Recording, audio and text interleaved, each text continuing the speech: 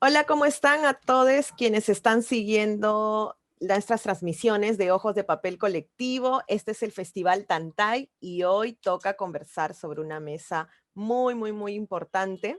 Esta mesa es nuestro conversatorio, como pueden ver en el título, Poesía, Narrativa y Naturaleza. Está a cargo de algunos escritores y escritoras quienes tenemos presente hoy, como Enitza Novoa, Willy Gómez. Tenemos a José García Cosavalente y a Irma López Chumbe también, que luego los vamos a presentar para que los puedan conocer. Para empezar, queremos invitar primero a Enitza Novoa, quien es la fundadora de Ojos de Papel Colectivo, que nos hable una introducción sobre este conversatorio de poesía, narrativa y naturaleza. Bienvenida, Enitza.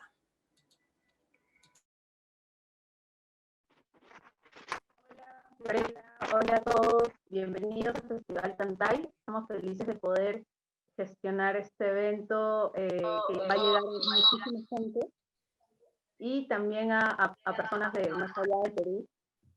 Y bueno, darles la bienvenida y gracias a los participantes que se han sumado el día de hoy a esta mesa muy bonita de literatura, en donde se nos imaginó y se nos ideó poder hacer una charla sobre la perspectiva literaria y poética en relación a la naturaleza, ¿no? En relación a cómo el creador, cómo nuestro creador interno, sea poesía o narrativa, cuentos, relatos, etcétera, puede inspirarse a través del espacio exterior y específicamente en lo que es las montañas, los lagos, lo cotidiano de la naturaleza, ¿no? Sobre todo, podría decirse un poco también que la cosmovisión influye en este aspecto de la creación literaria, ¿no? Entonces, debido a esto, quise poder invitar a escritores, editores, también poetas, que nos den un poquito su apreciación con respecto a este tema, desde la edición también, desde la inspiración y la creación, cómo es que nosotros podemos surgir o surgen desde nosotros la inspiración con la naturaleza, ¿no? Bueno, en mi caso yo hablaré más ratito, pero ahora le cedo la palabra a un invitado que ha sido también una persona que ha presentado un libro mío a quien admiro mucho y a quien quiero mucho, también un gran amigo que ahorita está viviendo en Cusco. Así que le cedo la palabra a Willy Gómez que nos comente un poquito de cuál es para él su, su interés por escribir acerca de la naturaleza, ¿no? Y también qué autores han leído con respecto a esto, ¿no? Así que Fiorella lo va a presentar y ya luego él nos va a comentar un poquito más. Muchas gracias por estar aquí. Gracias, Eni, por tus bellas palabras. Bueno, tenemos a Willy Gómez Migliario. Él es de Lima, ganador del Premio Hispanoamericano de Poesía del Festival de la Lira. En el año 2015 dirigió la revista de poesía Polvo Enamorado, Tocapus. Ha publicado los libros de poesía Etérea, Nada como los campos, Construcción Civil, Lírico Puro y muchos más. Ha sido publicado en diversas antologías de revistas en Latinoamérica y Europa y es profesor de literatura y escritura creativa, así como asesor literario. Bienvenido, Willy. Muchas gracias. Ante todo, buenas tardes a las organizadoras que llevan a cabo, ¿no? Ojos de Papel Colectivo, a mi amiga Enitza, a mi amiga Fiorella, que nos conocemos ya desde Lima y después nos hemos visto en algunos otros lugares de estos espacios que no solamente es Lima, sino también nuestras provincias. Y desde ahí quiero partir, gracias por la invitación. Definitivamente hay un poeta, no sé si es, de repente me equivoco con muchos poetas también, Wallace Stevens. Él decía, la naturaleza es cruel muchas veces. Pero, ¿qué significado tiene todo esto? Yo creo, y estoy convencido, además, y lo voy a explicar así, más o menos desde mi perspectiva, desde mi visión de los viajes no solo a los lugares, sino también de los viajes cósmicos que suele uno darse a través de ciertas sustancias, ¿no? Que te han permitido estos encuentros contigo mismo. Como yo he sido siempre un curioso para todo esto.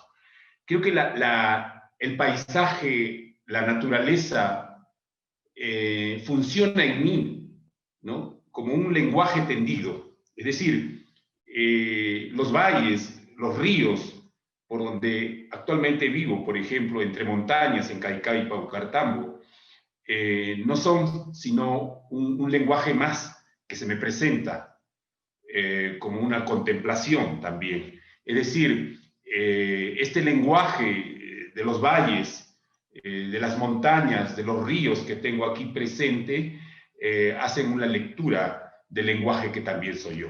Pero ¿cómo empieza también todo esto?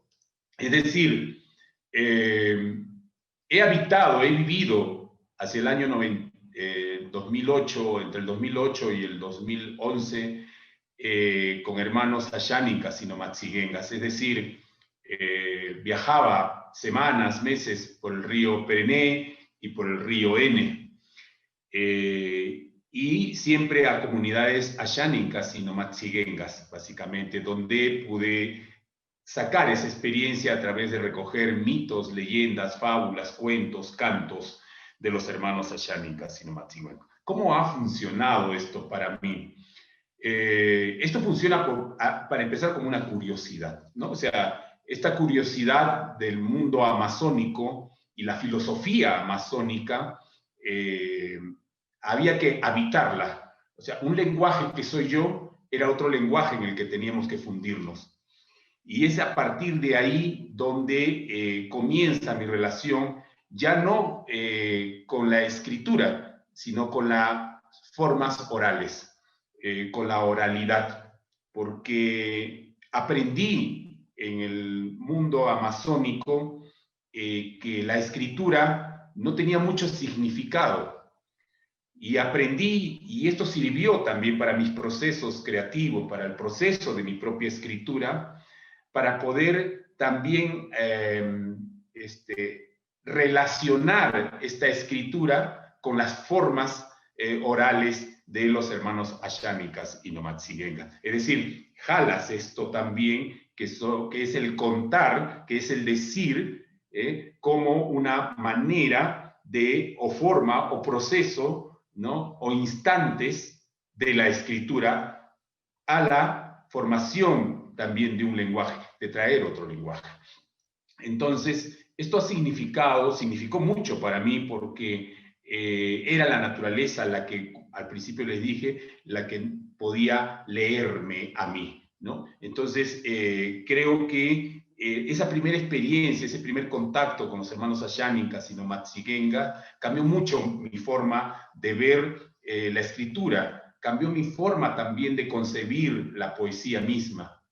Entonces, creo que esas formas orales, ese no interesarse en la escritura de los hermanos ayánicas y nomaxigengas, fue para mí como un golpe, un cambio para alguien totalmente occidental de la ciudad de Lima, que se iba casi por 3 años a vivir con los hermanos ayánicas y nomaxigengas.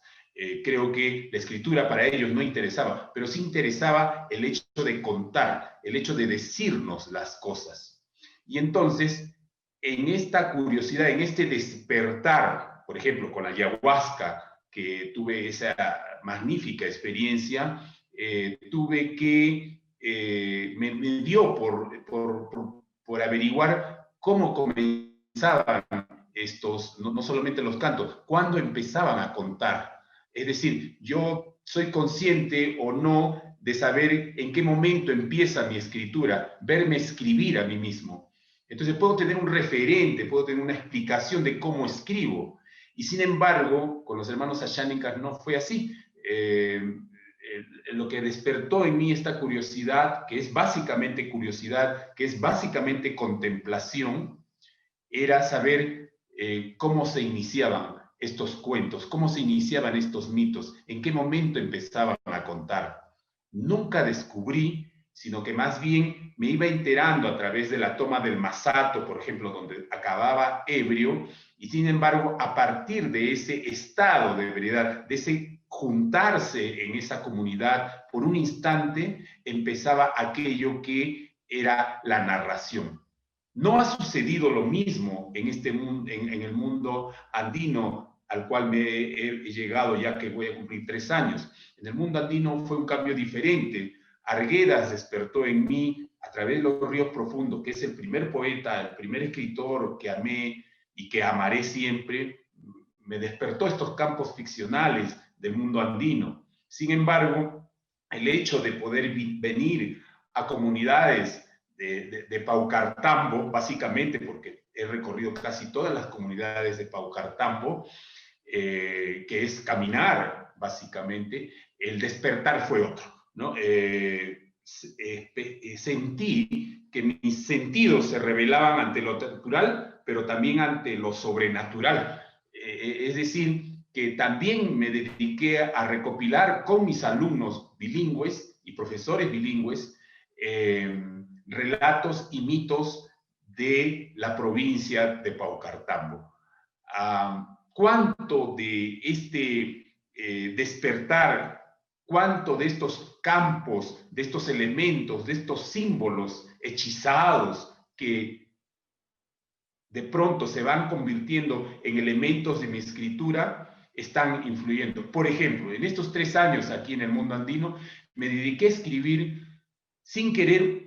Todos los días tenía un cuaderno e iba caminando a escribir sobre los ríos, sobre los lagos, sobre los cerros, sobre las montañas, sobre los truenos, la lluvia, en Caicay, los duraznos, las manzanas. Entonces, estaba habitando un mundo que yo creía complejo y que sin embargo no era sino un punto de partida para ir reconociendo, para ir preguntándome acerca de otros misterios que contiene la poesía. Es decir, el mundo andino, metafóricamente, me permite unos significantes de alucinación y de campos de ficciones que los contiene los mismos mitos y leyendas desde la época prehispánica y que siguen latentes aquí en Paucartambo.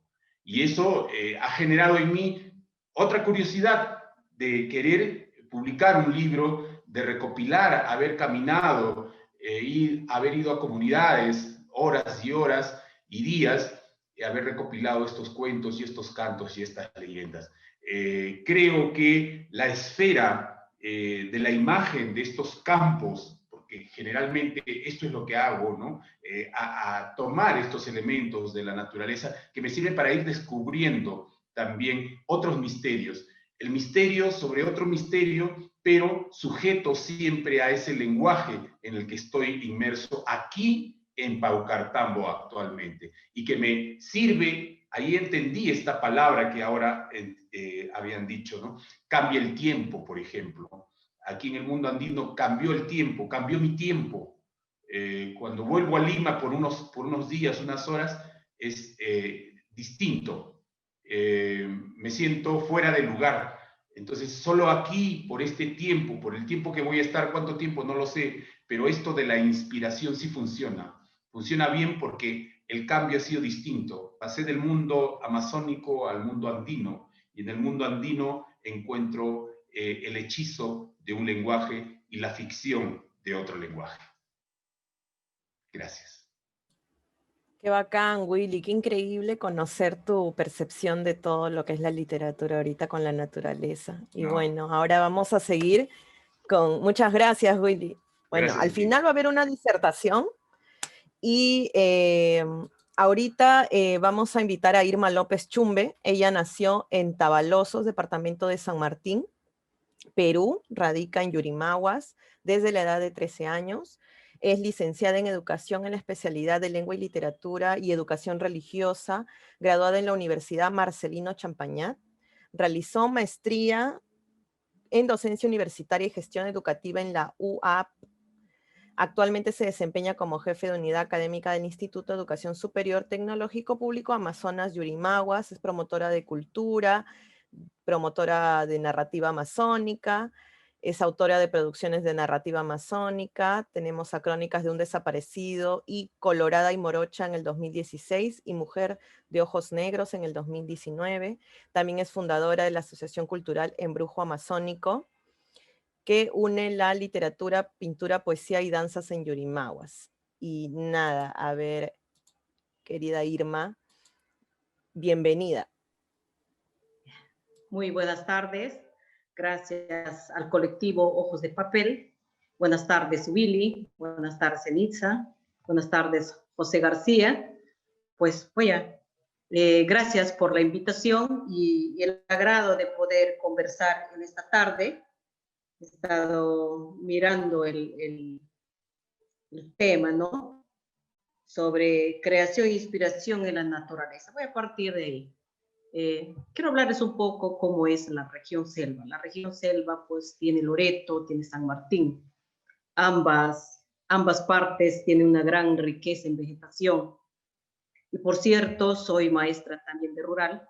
En mis tiempos mozos he trabajado en el río Yanayaco. Entonces surge el río Paranapura, hay un desvío y se llega al río Yanayaco donde están los hermanos Shawis. Luego, otro tiempo, he estado en el río Cachiaco, también con los hermanos Shawis. Mis alumnos han sido Shawis y he podido ver de cerca, pues, cómo ellos se desenvuelven, ¿no? Y estando en el río Cachiaco, he visitado una comunidad nativa, netamente nativa, que es de los Shawis, que es el Canoa Puerto, se llama.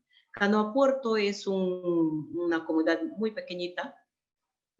Pues uno puede ver de cerca las montañas, ¿no? Esas montañas verdes, unos lagos preciosos con agua cristalina, fría, eso es en cuanto al paisaje. Y Balsa Puerto, pues es otra comunidad ya que pertenece, Canoa Puerto pertenece a Balsa Puerto. Balsa Puerto está rodeada de bastante vegetación, la tierra es blanca, los hermanos Shawis preparan el masato. Hay una comunidad que se llama Pueblo Joven, le llamaba, entonces tenía que caminar por arena blanca y bueno, todo eso me ha servido a mí como inspiración, pero aparte los días sábados iba por las comunidades nativas, iba por Nueva Luz, Canoa Puerto, San Lorenzo, entonces admirando las cataratas, el lago, y algunas veces cuando no venían a recogerme porque se tenía que avisar y decir que nos transporten en la canoa, una canoita, ¿no? Así pequeña nomás. Y a veces cuando no sucedía eso tenía que pasar. Yo tenía un alumno, Luis, ¿no? Luis, entonces en 2 oportunidades tuve que pasar con el agua hasta acá, pero disfrutando, ¿no? Y entonces al llegar una maloca, nosotros lo llamamos tambo, teníamos que tomar masato. Masato yo no estaba acostumbrada. Tomé el masato y sentía pues una especie de revolución en mi estómago. Yo pensé que ahí terminaba la situación y luego era llegar a otra maloca y otra vez masato. Entonces una cosa lo que yo pude observar, ¿no? Y me gusta mucho porque aquí en el grupo han puesto la contemplación como motor para la creación y realmente era contemplar estas actitudes de las hermanas Shawis.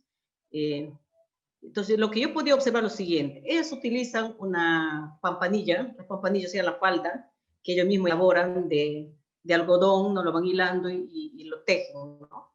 Entonces, ellos tienen, cuando te recepciona, una pampanilla negra. Y al momento que te van a servir el masato, se cambia la pampanilla, se pone una amarilla. Entonces, sacan de una tinaja ya preparada y lo chapean con la mano. Chapear se dice, sea, mover y poner el agua y te sirve. Entonces, y bueno, eso fue en un segundo tambo. Luego otro tambo y otro tambo. Entonces, toda esta situación a mí me ha inspirado para poder escribir crónicas de un desaparecido, ¿no?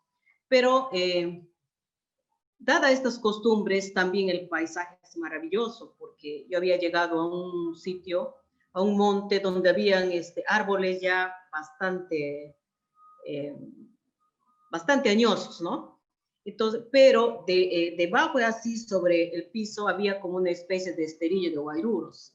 Era impresionante ver esta alfombra de guairuros. Yo pensar que en Lima, no, en las casas comerciales a veces te dan 3 granitos de guairuros para la buena suerte. Pues, realmente la selva es encantadora y nos inspiras. Digo, yo he tenido suerte de estar ahí y poder inspirarme para poder escribir mi narrativa. Y bueno, también me he inspirado en las personas, porque ahí las Sebana Chávez cantan y se escucha a lo lejos, ¿no? O un saludo que te dan, ¿no? ¿A qué pues has venido? Por ejemplo, ¿a qué pues has venido? Te estoy viniendo a visitar.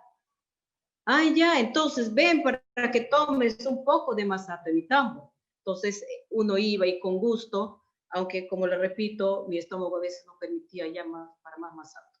Y al final pues uno termina como ebria ya, ¿no? Por tanto, tomar masato.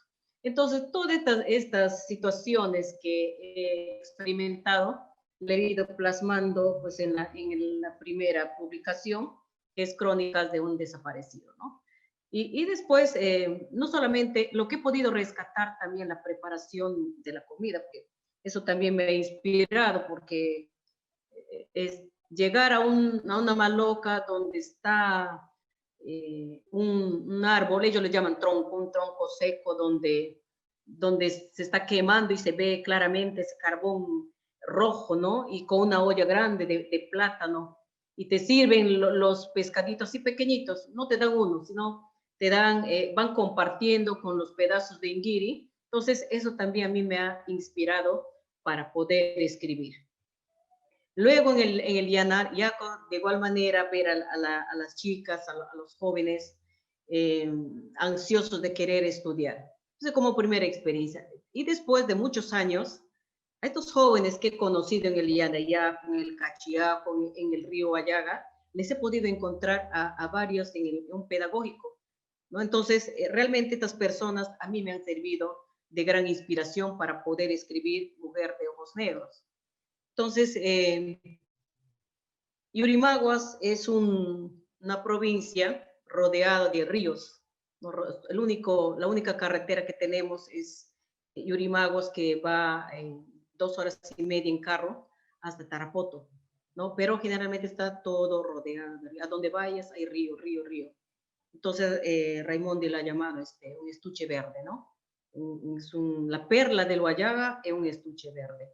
Y realmente es Yurimaguas de esa manera. Y bueno, yo podía seguir hablando. Luego, he sido también maestra monitora del PRONACAP. Entonces, cuando he visitado muchas comunidades de Cachaco, Yanayaco, Guayaga, la carretera de Pampermosa, siempre por todo lado hay los shawis. Entonces, los shawis han sido para mí una gran inspiración para ir produciéndose de esa observación que he tenido más la naturaleza, le he ido plasmando en el libro. Ahora, por ejemplo, cuando hay un centro turístico recién desde 2011, se ha conocido ya la selva de Loreto, por la piedra de Cumpanamá. Entonces, la piedra de Cumpanamá también a mí me ha inspirado para poder escribir, ¿no? Y ponerlo en Mujer de Ojos Negros. Entonces, estas mujeres que yo he conocido, ahí les he encontrado en un pedagógico en Yurimaguas, y han sido 65 shawis que he tenido la dicha de poder darles unas sesiones de aprendizaje en lo que es lengua en castellano, ¿no? Porque ellas hablan el shawi, ¿no? El Camponan Shawi lo llaman ellos. Entonces, he podido ver ese avance. Entonces, realmente estas mujeres han sido mujeres que ya tenían esposo y que estos esposos se ponían muy celosos porque estaban estudiando, porque e incluso tú podías ver una shawi dando de lactar en plena clase. Entonces, uno tenía que estar preparados para poder realmente conducir. Entonces, la selva es encantadora, la selva es majestuosa, la selva enamora. Yo puedo estar en Lima, en cualquier otro sitio, pero siempre estoy pensando en retornar rápidamente a mi tierra, ¿no? Entonces, en San Martín también hay bellos paisajes. creo que la mayoría conoce San Martín, pero de repente Yurimagos no, y sobre todo las comunidades nativas, ¿no? Que a mí me han inspirado para poder escribir. Y aún sigo inspirándome en la problemática, por ejemplo, de derrame de petróleo en Gatén del Marañón, que también ahora estoy haciendo la recopilación para poder escribir. Entonces, he trabajado también con ellos en lo que es servicio social, haciendo mío también los problemas, por ejemplo, matrícula de botes, titulación de comunidades nativas. Y realmente, como lo repito, es admirable. En ese sentido, no solo Shawis, están los Muratos, los Candoshis, Aguajún, porque el Aguajún ya está, hay muchos universitarios, ¿no? Que han estudiado en la San Marcos, incluso son economistas, biólogos, abogados, ¿no? Lo que la cultura Shawi todavía no. Aparentemente se le ha tenido por muchos años muy, de que son personas muy calladas que no salen adelante. Pero con esta promoción de 65 Shawis ya ha quedado demostrado que las mujeres Shawis sí pueden seguir adelante. Entonces también ha sido parte de la inspiración para poder completar las historias que tengo en Mujer de Ojos Negros. Y aparte también soy, bueno, ya lo ha dicho, soy promotora cultural. Lo que me pretendo a través de la narrativa amazónica es mantener nuestra cultura, porque realmente ya a medida que van haciendo carreteras, como que se va perdiendo estas costumbres, ¿no? Y yo pienso que no debo permitir, sino todavía tengo mucho trabajo y seguir adelante y hacer un trabajo arduo. Y en lo que más me apasiona, que es la literatura, es la narrativa amazónica. Les agradezco bastante. Si hay preguntas, podemos ir intercambiando, ¿no? Muchas gracias. Gracias, Irma. Qué lindo escucharte, de verdad, todo lo que has vivido. Parece, creo que a muchos les va a resonar. Ya, entonces, bueno, ahora vamos a pasar a Enitza Novoa. Enitza es natural de Ancash, vive en Lima. Ella es gestora cultural, escritora, ha publicado, es directora de Ojos de Papel Colectivo, es la fundadora de Ojos de Papel Colectivo. Ha publicado Pulso de Vida, su poemario presentado en Lima, Cusco, Puno y Ayacucho. Ha sido parte de diversas antologías de poesía y ha participado en diversos festivales poéticos en distintas ciudades del Perú, como la Caravana de Poesía, la Feria del Libro Antifil, la Feria del Libro de Puno, y en el extranjero, en Riobamba, por el arte, en Ecuador. Actualmente dirige y organiza el Festival Tantay, que es el que estamos llevando a cabo, donde vamos a hablar sobre la cosmovisión, ecología, arte, y también Enitza está preparando su segundo poemario, que lo tiene inédito. Enitza, bienvenida. Hola Fiorella, hola a todos, gracias por estar en el festival. Estoy muy feliz de poder compartir este diálogo sobre un tema que a mí me apasiona mucho, que es la inspiración a partir de la naturaleza. Bueno, como comentaste, tuve un primer libro, bueno, este poemario, Pulso de Vida, que básicamente ahorita quisiera más que todo hablar de cómo se gestó este proyecto, porque siento que este proyecto habla muchísimo del tema, ¿no? De la cosmovisión y también de la inspiración que tuve con respecto a la naturaleza. Pulso de Vida es un libro que escribí hace 2 años, aproximadamente el año pasado lo compartí en físico, porque primero estaba en nuestra mente, ¿no? Y se gestó en varios lugares, en realidad las poesías, los versos que escribí, que están en el libro, me inspiraron a partir de los viajes que hice, las experiencias que tuve en Ica, en Puno, en Cusco, en varios espacios, en varios lugares, sobre todo el tema de lo cotidiano, ¿no? Entonces creo firmemente que los viajes, las situaciones que uno vive con respecto al ambiente y un poquito más yéndose al tema de lo natural, las culturas y la cosmovisión, pueden generar en la creación algo más potente que el hecho de escribir de cosas muy superficiales, de repente muy puntuales, ¿no? Hay muchas líneas poéticas, hay muchas líneas narrativas, las cuales de todo siempre hay algo, hay gente que como que hace resplandecer, ¿no? Las letras, ¿no?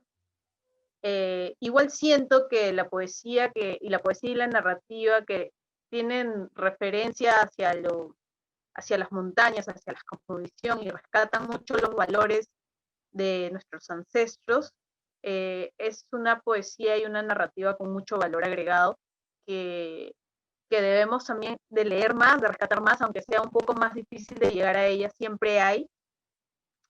Y creo que a mí particularmente me nutrió mucho los viajes que hice, sobre todo el viaje que hice a Puno, que ha sido el viaje que gestó el libro que hice, que escribí, y las experiencias que tuve ahí con respecto a la sensación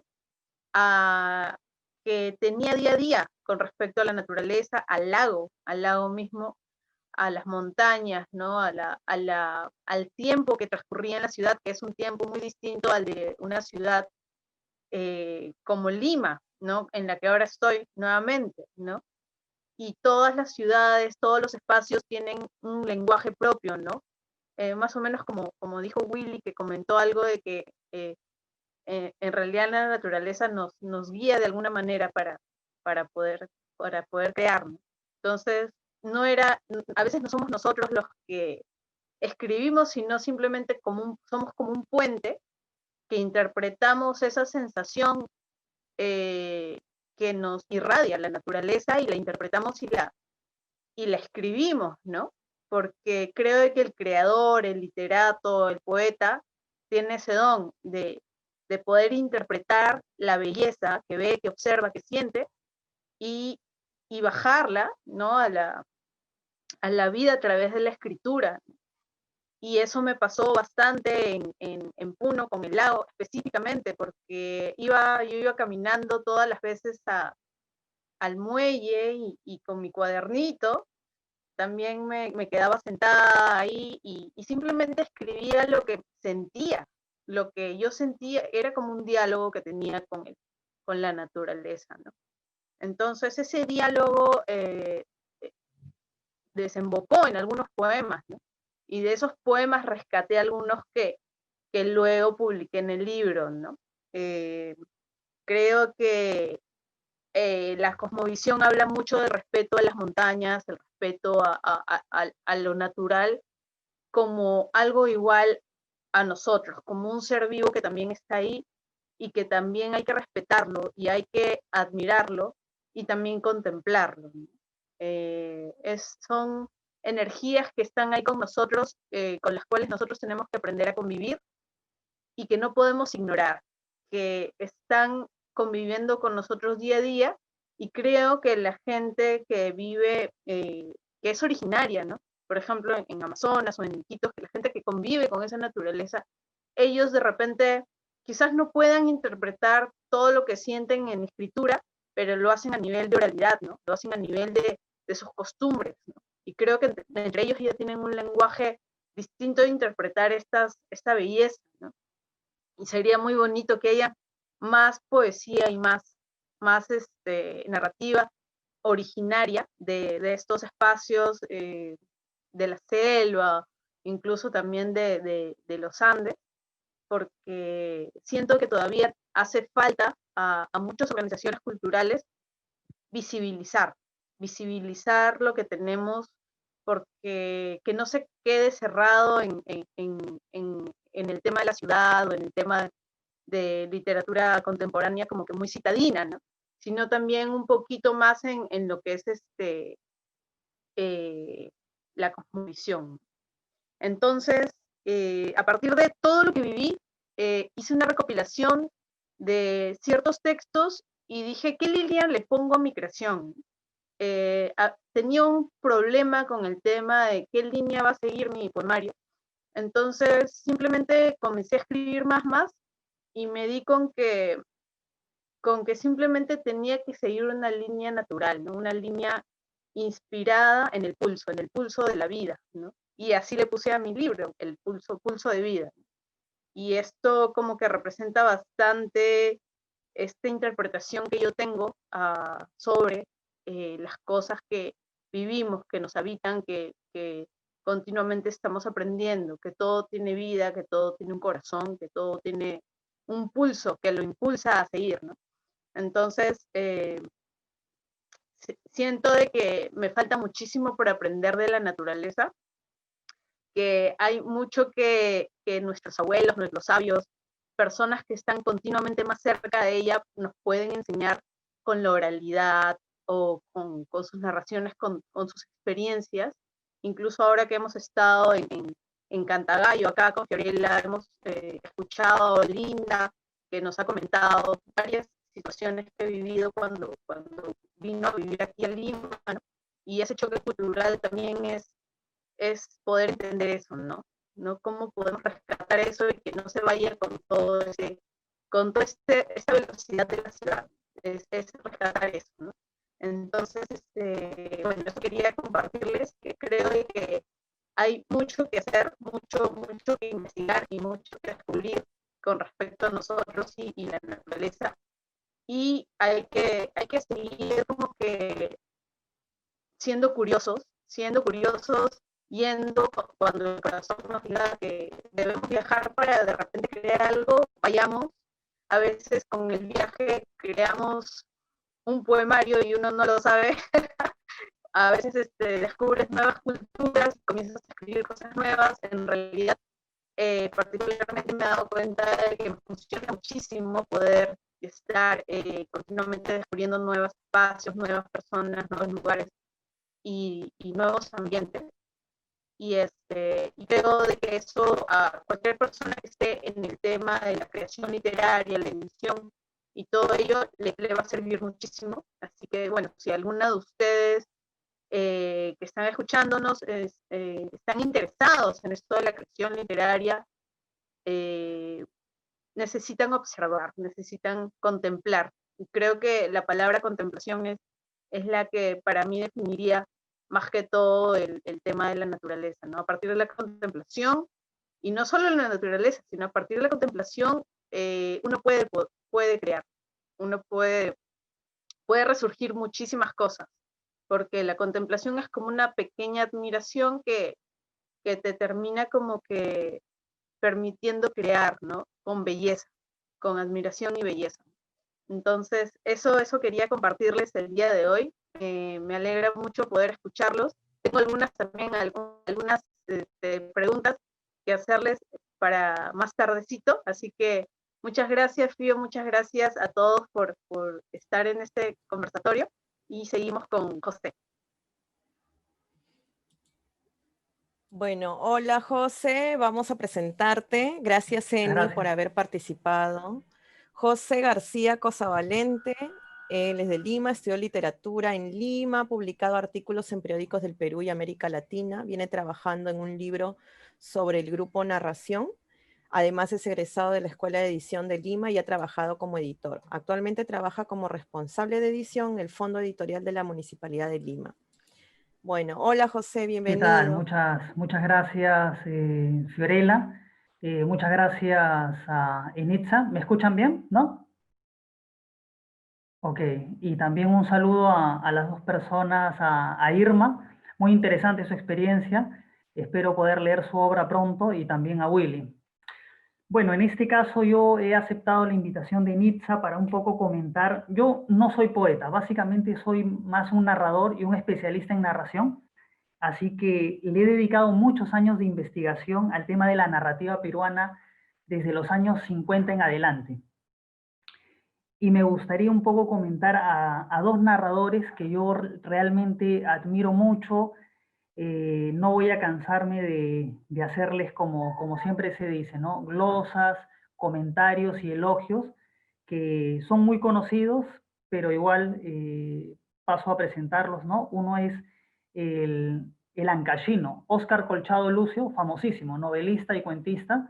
Se ha hablado de José María Arguedas, Willy habló de Arguedas, y en cierta manera Arguedas es la culminación de un proceso del indigenismo que es muy hermoso. Arguedas significa una etapa de la literatura peruana muy hermosa, de la literatura peruana, la literatura también andina, podríamos decir, quechua, y en general la literatura en nuestro idioma, en la lengua española, ¿no?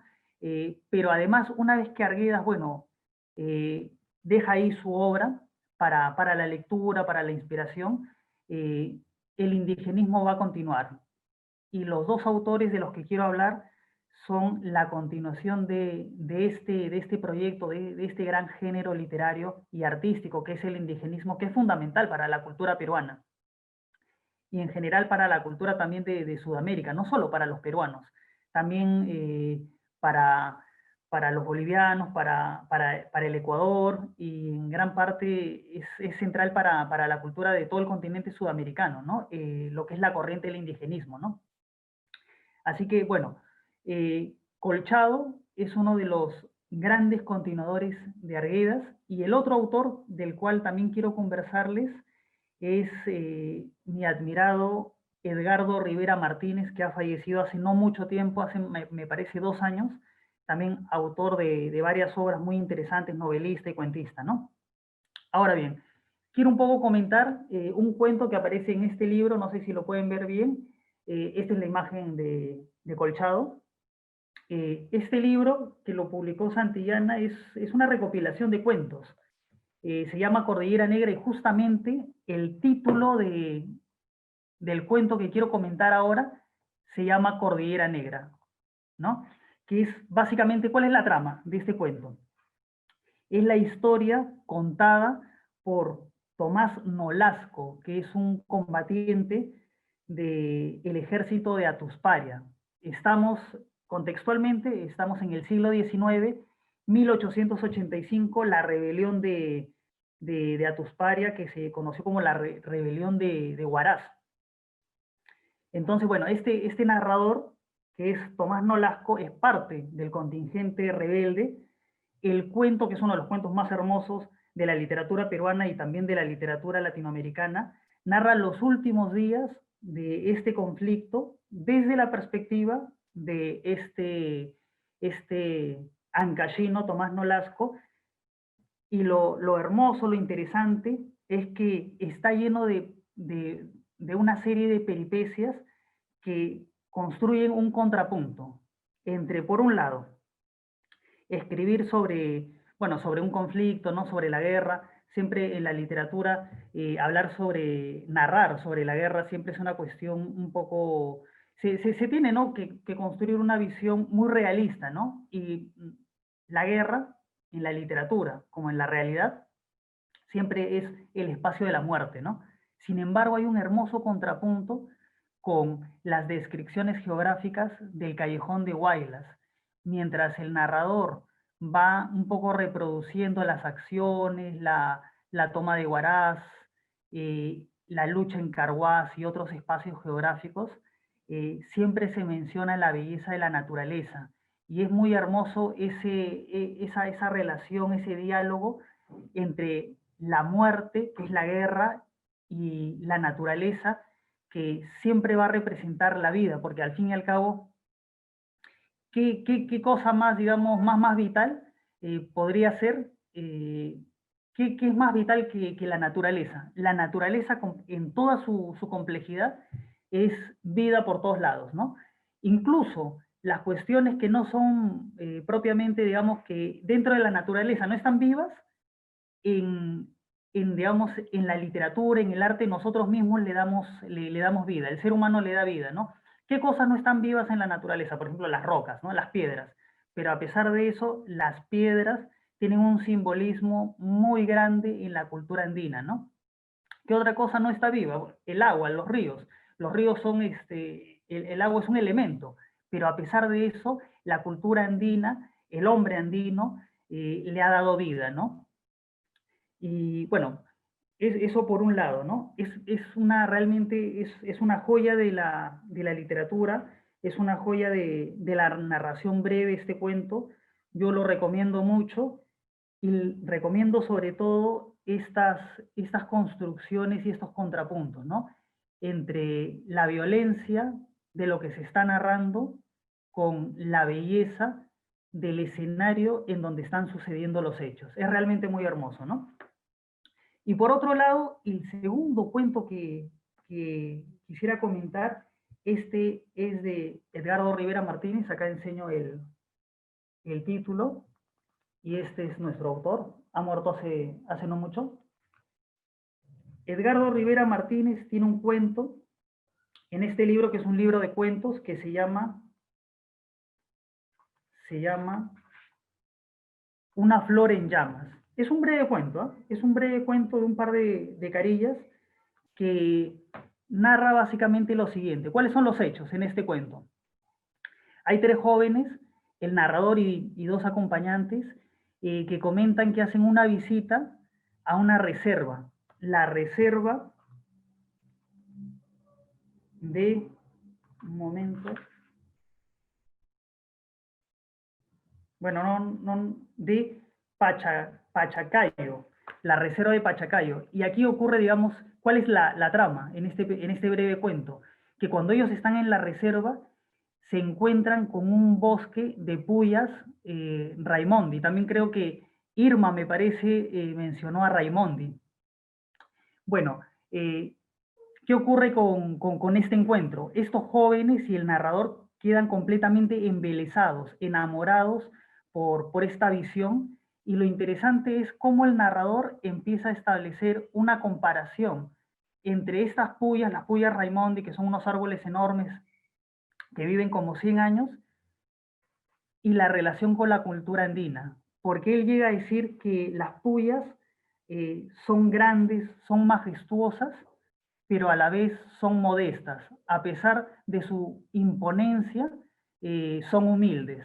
Y lo relaciona un poco con la cultura andina que se refleja en esta serie de cuentos, ¿no? Como una cultura llena de potencialidades, llena de posibilidades para el futuro, como el alma de la peruanidad, el alma de la nación, pero a pesar de eso, que es una cultura muy humilde, a veces muy callada, no es una cultura avasalladora, no es una cultura que represente a un Estado-nación invasor o expansionista, ¿no? Y bueno, pero después de este suceso, ¿no? Que estos tres personajes quedan completamente, digamos, enamorados de este panorama, de este bosque de puyas, ocurre lo siguiente. ¿Cuál es, digamos, el desenlace? ¿Cuál es el hecho del cuento? Ocurre que ellos regresan un tiempo después y encuentran que todo ese hermoso bosque que los ha impresionado ha sido destruido. Ha sido destruido, no saben quién lo ha hecho, pero todas las puyas han sido quemadas. Y encuentran una pequeña flor que se ha salvado, pero que se encuentra en proceso de combustión. Es decir, el incendio se acaba de hacer hace muy poco, y ellos llegan a ver los últimos vestigios de la última flor que ha quedado, ¿no? Y el narrador tiene la siguiente reflexión. Piensa que tal vez una suerte de pensamiento contrario a la vida es la que ha producido esto.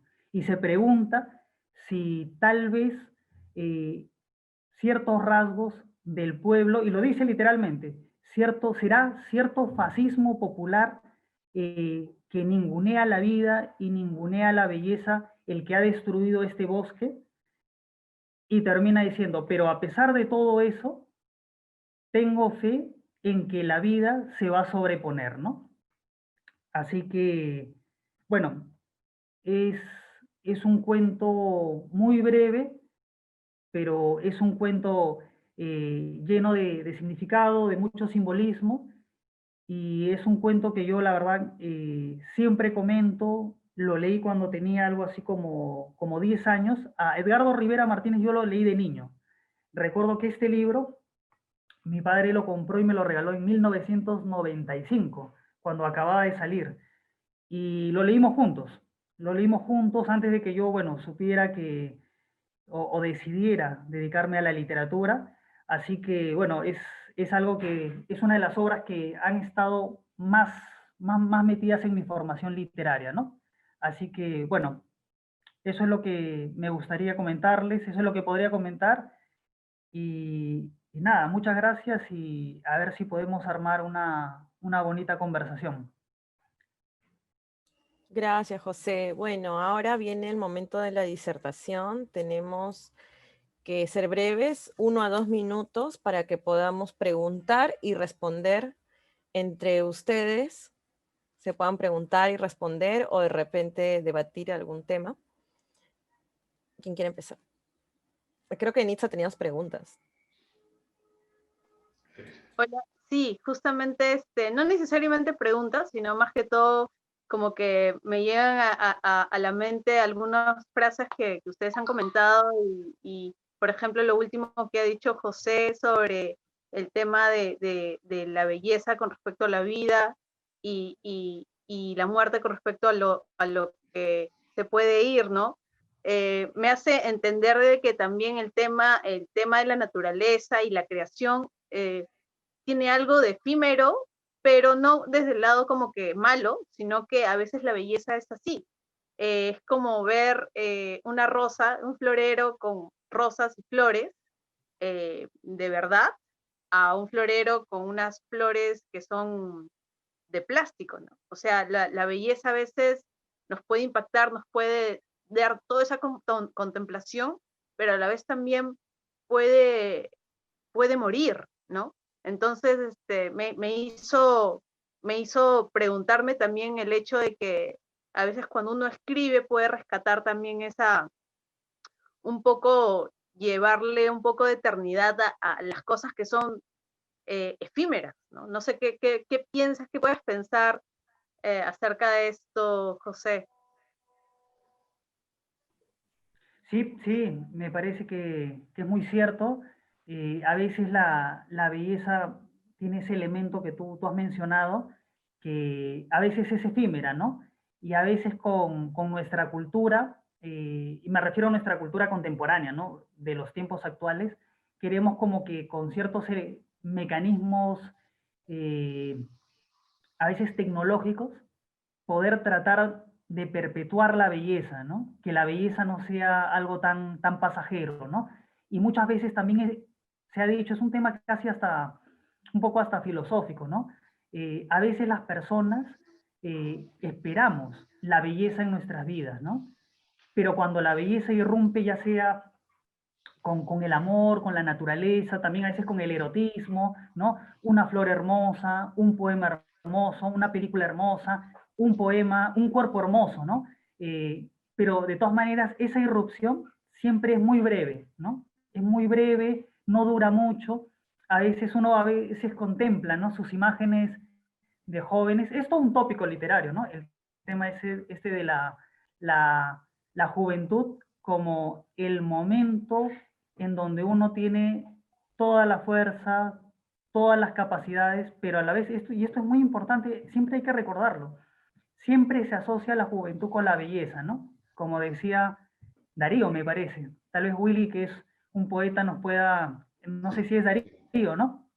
Sí, Juventud, divino tesoro, ¿no? sí, sí, sí. O cuando uno ve sus imágenes de joven y dice, sí, pues verdaderamente la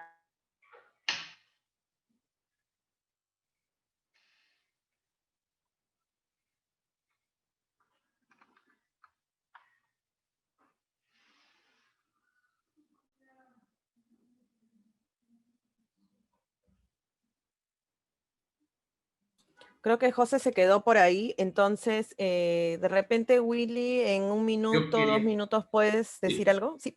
yo quería cerrar un poco esto de las experiencias que se han valido, tanto Irma desde la selva, de la parte de San Martín, de José a partir de dos narradores importantes que luchan con la naturaleza, con la simbología esta de la naturaleza y que a partir de esta imagen desenterrada que es también la naturaleza, el lenguaje de la pureza, como a veces le suelo llamar yo a esta naturaleza, participa mucho en nuestra creación.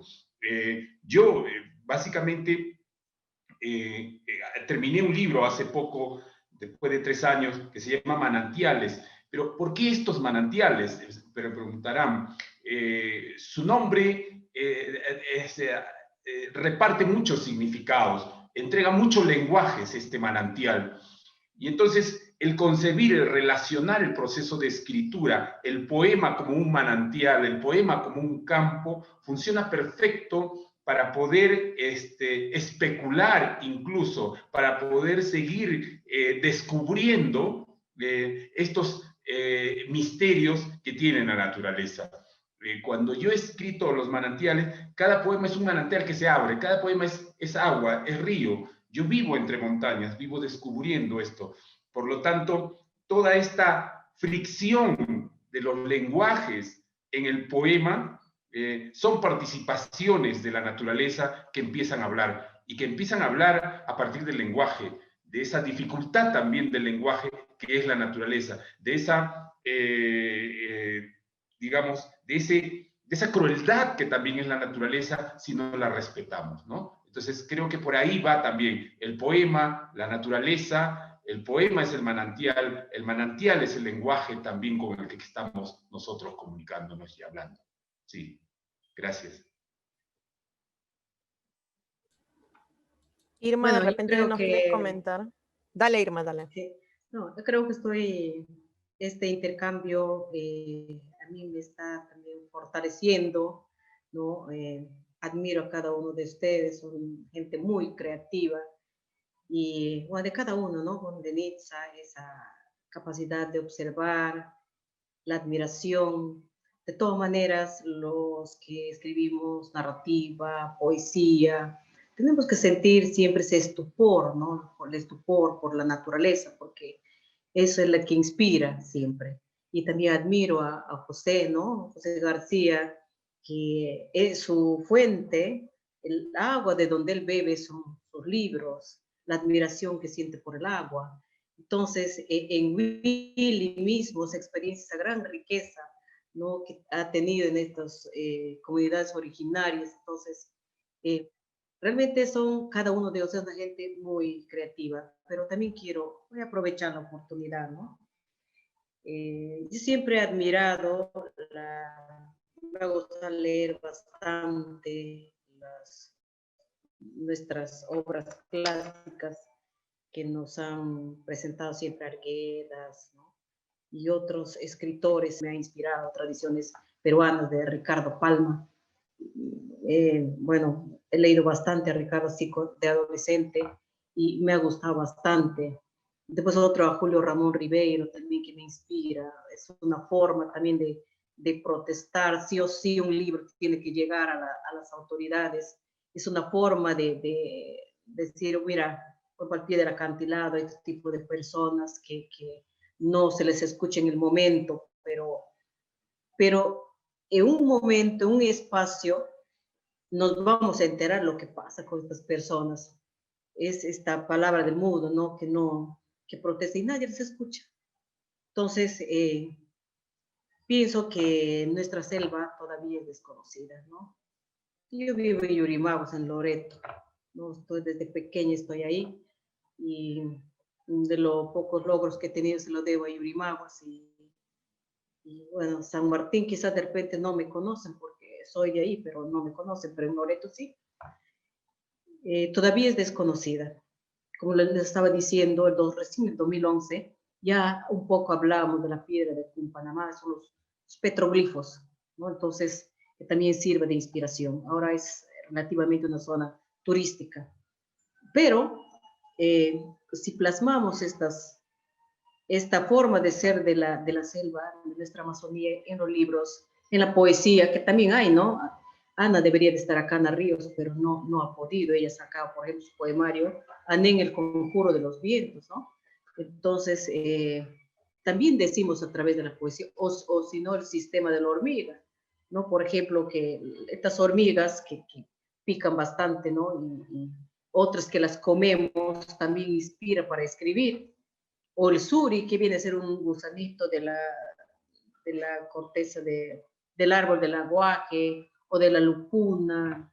Entonces también sirve de inspiración para poder, estoy hablando de Ana Ríos, por ejemplo, ¿no? O ya, ahora también me ha servido de inspiración Sangama, ¿no? Sangama, que para un selvático tiene que ser como la obra clásica, así como para los españoles es pues Don Quijote de la Mancha, ¿no?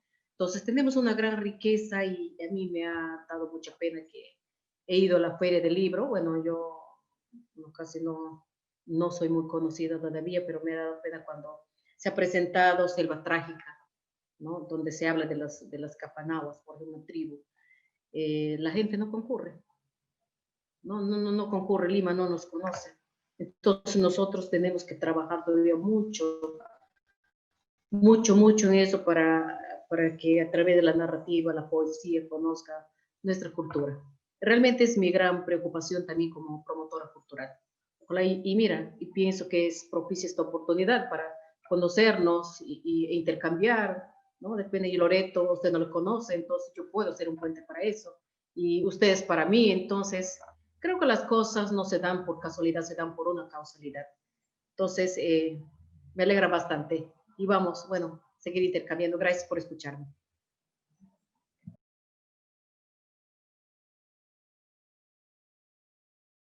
Bueno, si alguien quisiera agregar algo para finalizar o ya despedirnos de repente. Muchas gracias, yo más bien muchas gracias de poder compartir estas experiencias.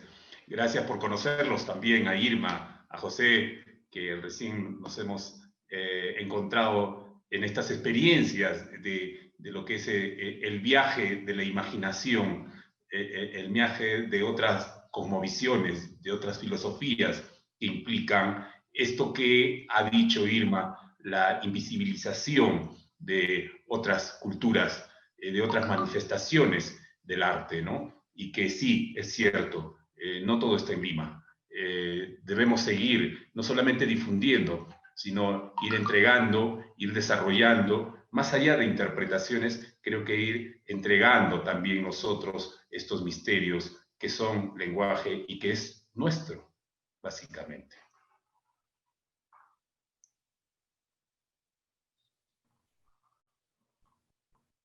Bueno, Eni, ¿nos quieres decir algo? Sí, muchas gracias a los participantes por haber charlado sobre este tema, que es un tema muy extenso. Han salido muchísimas cosas que no puedes escuchar, y sobre todo de este tema que también es social, ¿no? Hay cosas que la naturaleza también está en conflicto, la naturaleza también hace que las personas tomen más conciencia y quieran proteger sus territorios, y ese tipo de cuestiones también quedan registradas en libros, en poesía, y se quedan impregnadas ahí, ¿no? Pero no todos lo difunden, ¿no? Porque hay algunas cosas que se quedan en los pueblos, que los mismos originarios no los cuentan. O sea, creo que son muchas cosas que como gestores tenemos pendiente de poder idear algunas acciones. Creo que los ojos de papel están por el arte originario. Queremos ser un puente entre las culturas que están invisibilizadas con las personas de a pie, que generalmente tienen más acceso a la tecnología con toda esta nueva normalidad que se viene, y que vamos a tener que adaptarnos porque va a ser como que más fuerte cada año, más uso de tecnología. Entonces es nuestro deber como gestores poder realizar este tipo de eventos, ¿no? Y que llegue a todas las personas que se pueda. Así que estoy muy feliz de poder haber hecho este conversatorio. Muchas gracias, Irma, muchas gracias, Willy. Espero algún día conocerte, Irma, un día también Claro. volver a ver. Yo sé que sí. Así vamos a ir allá. Sí. Sí, San Martín, Iquitos. Muchas gracias. Muchas gracias. Muchas gracias. Quiero aprovechar para también, bueno, despedirme. Muchísimas gracias a Enitza, ella me invitó. También Fiorella, muchas gracias, y a las dos personas que me han acompañado, ¿no? A Willy y a Irma, realmente muy interesante. Me encantaría leerlos pronto. Y hay que coordinar por interno, hay que estar en contacto, y mucha suerte al festival que están promocionando y a su labor de Nitza y de Fiorella como promotoras de la cultura, ¿no? Que es tan importante para nuestro país, ¿no? Y más teniendo en cuenta que tenemos una cultura tan rica, ¿no? El Perú no es solo Lima, la literatura no es solo los importantes escritores que hemos tenido, han habido muchísimos, hay muchas escritoras que todavía necesitamos rescatar, que necesitamos leer, investigar, y también hay mucho para crear, ¿no? Así que eso, ¿no? Muchas gracias y espero que nos podamos reunir en otro momento. Muchas Muchas gracias. gracias a ti, Fiorella, también por moderar, y espero que hayan disfrutado de este conversatorio, todos ustedes, espectadores virtuales, así que no duden en poder compartir este conversatorio con las personas que les pueda interesar y sumarse a las siguientes actividades del festival. Muchas gracias, te cedo, Fiorella, y yo me voy despidiendo. Chao. Chao, muchísimas gracias. Gracias, Fiorella. Hasta pronto. Gracias, muchas gracias a todos y todas nuestras invitadas. Y gracias a quienes nos están viendo ahorita, todas, todos y todes. Pronto vamos a difundir mucha más programación porque las artes originarias y nuestros orígenes no pueden ser olvidados. Tienen que vivir hoy más que nunca fuerte. Así que nada, un beso a todos y todas y nos estamos hablando y nos encontramos en una próxima oportunidad. Gracias. Gracias. Chao.